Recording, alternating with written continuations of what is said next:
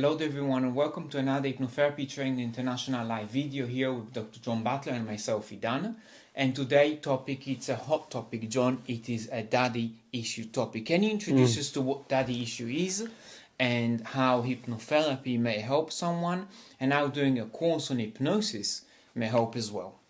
Okay. Well, in the vernacular, the daddy issues were often applying them to women who have problems and looking for a father figure, a sugar daddy or whatever.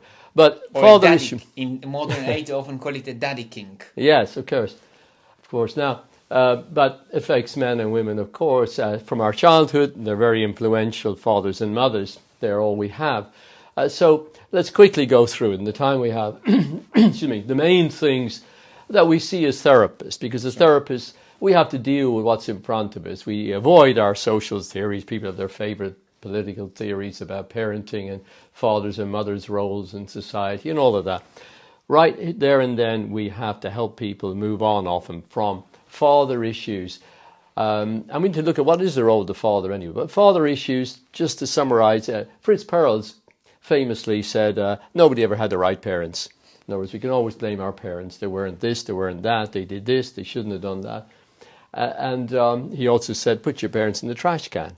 In other words, become your own parent. And as you've heard me say it in classes many times, it's not too late to have a happy childhood. You know, you grow your wounded child yourself with the help of a good therapist and stop looking for a father or a father figure out in the world. Now, of course, we have to look to other people for guidance and help often. There's nothing wrong with that. The opposite is the man or woman who with their father issues, has such baggage from the father that they may be undercompensating, may reject authority, even when it's benevolent authority, and never be able to see the difference between malevolent or benevolent. They may have very deep hidden dependency needs, counteracted by, covered up by, masked by, whatever, exaggerated independence. So, there are a lot of issues we deal with in therapy, but quickly looking at the father's role, clearly it's not just providing some DNA. It's a role of protection, maybe in the past particularly main provider on the financial basis. And with that goes a lot about setting boundaries, discipline, teaching resilience, being loving and yet setting boundaries, being able to stand up to teenagers when they're in their worst self-destructive behavior. So just to focus on this point for a second, when we are a 4-year-old, often people look at their dad as this big, strongest person that can pick us up, can lift our bicycle with one hand. Yeah. So those, I guess, coming from this kind of thing in our schema, in the mind of what an authority. Of course, you know, you're so young and vulnerable that anybody who has any knowledge is a kind of authority figure. But daddy seems omnipotent, and there is that sort of loyalty to daddy. Help brought you into the world with the mother. He's then the one who protects and has knowledge. And, you know, anything he does is mysteriously powerful to you. He knows things. He does things. He knows how to drive a car, you know. He knows how to pick you up with one hand. You know, the level of imbalance of power is huge. So it's no wonder parents have such powerful effects upon us. Within the context of the dynamics of the family, of course, which we need to look at. What role does the father play in maybe providing a good model of being a kind of constructive male within the family unit, teaches them about relationships, sets boundaries, as I said, and also loving, tough loving, and also is intelligent, gives them a realistic view of the world. So we have to move away from the father image we have in our mind, so that we don't just go through life always looking for a father, that we become our own authority figures. But we can't get that separation and individuation, it's called in therapy, until we've had that dependency. If people don't get those needs met, are not able to feel the trust and the support of the parent. You know, at the last class that we had, I talked about those stages, about the stages a child goes through of finding autonomy. If they're overprotected, they feel weak. And then they're overindulged, maybe, they feel the world owes them a living. We see plenty of that. And so they never grow up and be strong. And for those watching this, John goes in 2 particular classes in very much depth into childhood, into analytical, and that's the advanced analytical class, which is a whole course of 50 hours of intense training about exactly these kind of things which we've been going through, and also traumas and how to learn to let go of things, and especially for some people who maybe didn't have the daddy role, maybe the dad was not there for whatever reasons. And also it's got the clinical hypnotherapy where it's less advanced, it's less in depth, but it's a great introductory into these levels. And so there's those two courses that cover these that deal with this in a great deal of depth, in the things that people need to know, because there's so much theorizing and there's been so much social engineering based on it, and much of it has been pretty hopeless and it's actually counterproductive. Not all, but a lot of it. And so when you look at dealing with what emerges and deficiencies in the early socialization, which causes problems in maturation, development, and then it comes home to roost later in life. They can't form healthy, loving relationships with a partner. So intimacy is a problem, sexual problems. And we know things can go wrong in the family early on. The parents, like you said, maybe daddy isn't there, maybe he died, maybe he was thrown out, the mother wanted a divorce, or whatever way he left. And that often has really dramatic effects on children when they're young. He's a human being, he might have messed it up. Of course. By nature. We have to accept that. Yeah. When he leaves, if he leaves, there is usually a great, if you've ever seen it in real life, it's very, very traumatic for the child. Yes. Now, of course, they can get over and need to get over. How it's handled in the dynamics of the family is very important. So the father has an important role, father, son, father, daughter. Presumably some other time we'll talk about mother, son, mother, daughter issues. Yeah. But it affects brain chemistry, brain wiring, it affects personality development. And so when there's deficiencies in the father-son relationship, we have the Oedipal complex, the Freudian idea. These are fixed ideas that Freud talked about as Oedipal in this case, going back to the Greeks, that it's a sexual contest towards the mother. And I mean, without going to all the depth of that, of course that can happen. The sexual dynamics are unhealthy. On the other hand, there's many ways father and son contest and compete, and there may be good and unhealthy and not so healthy relationship things going on there. And a sibling may be preferred, one sibling over the other. But at the end of the day, what's necessary is the person learn what's wrong, and that takes the regression work we do. So they're not talking about it for years, or as an alibi, I didn't have the right father, that's my secondary gain. Or be held back by it, not just talk about it. Often people say, I wasn't given that, my dad loved my sister more than me, how can I move on?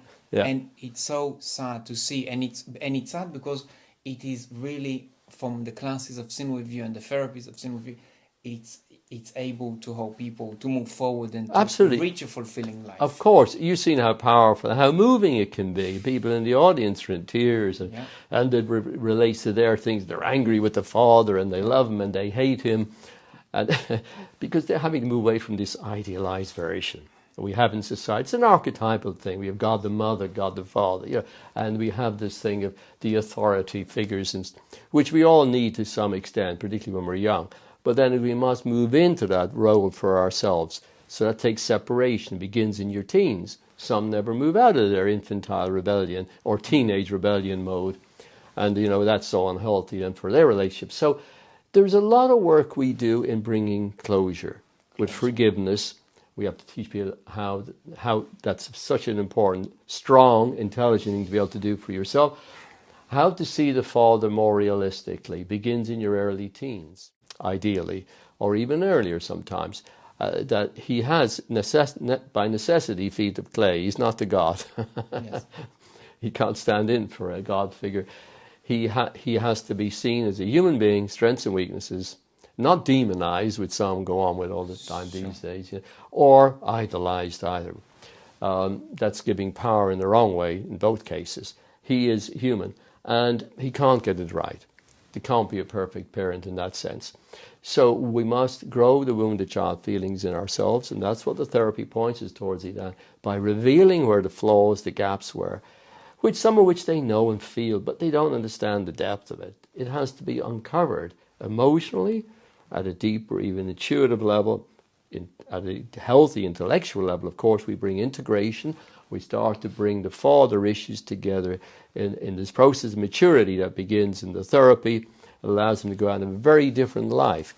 And we have to look at the cases. If you've seen, sometimes father was abusive, he was drunk, he had his problems from his childhood. He didn't have enough self-love from his father. Didn't learn that. How can he give it to us?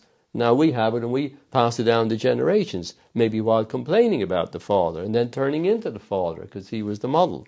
He beat my mother, or he was neglecting of me. The father has responsibilities and obligations in the father role. Take a long time to detail. Obligations are the food, the clothing, the shelter.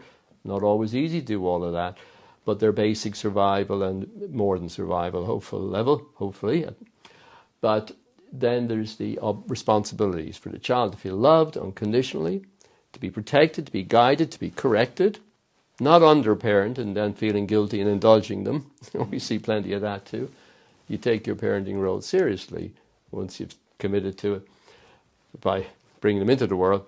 And so father and mother roles, they're overlapping and yet they're different. We're seeing more and more from brain chemistry now that some of the older ideas, while obviously each society, each culture, each generation has its own flaws, we see some of those older ideas weren't all wrong, and there's plenty of bad things too from the past. But each individual must heal their own baggage.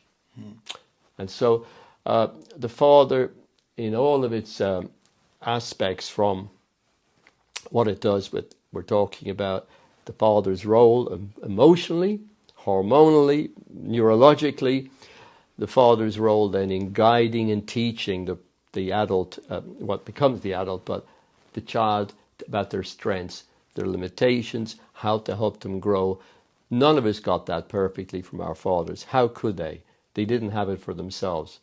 And so we must heal and understand it first properly with a good hypnotherapist, with a good hypnotherapy training course in their own development and worked on their own baggage, so that then they're not projecting their own mummy or daddy issues onto the client, which often comes out in terms of their political theorizing, father's this, mother's that. You're dealing with what emerges. That's a very disciplined, process for a therapist to learn to be able to do that. You learn all your theories, okay, up to a point, you can use them, but there must be, in your background, as you deal with the client in the therapeutic relationships, of generating readiness and willingness for change, commitment to change, and then as you go through the programming and whatever is necessary in regression, clearing the baggage, bringing closure, tremendous benefits and growth come out of that. Absolutely. So guys, if you are a young person or an older person, if you are a parent or a child, and you want to learn more about these incredible topics and help yourself to become a better version of yourself, there is 2 courses which are coming up. There's a clinical hypnotherapy which is taking place in March. That's right. And when is the next advanced analytical hypnotherapy? That's later in the year. We may run an earlier one, but it's in November. In November. So there's those 2 courses which are available for you. They are intense. They cover those topics in depth, and you study with Dr. John Butler himself.